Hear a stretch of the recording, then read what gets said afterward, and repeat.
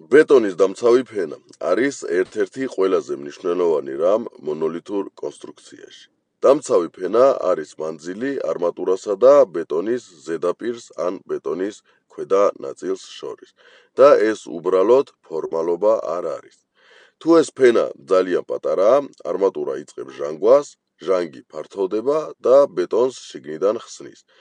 ამის შედეგად არის ბზარები, ჩამოშვა და კონსტრუქციის დასუსტება.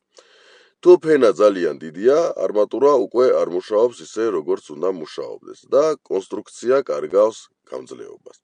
ანუ ორივე შემთხვევაში პრობლემა გარანტირებულია.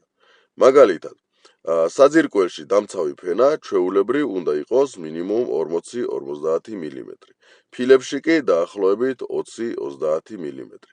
და ყველაზე მნიშვნელოვანი არის ის, რომ ეს არ იზომება თვალით და აქ არის მნიშვნელოვანი სიზუსტე.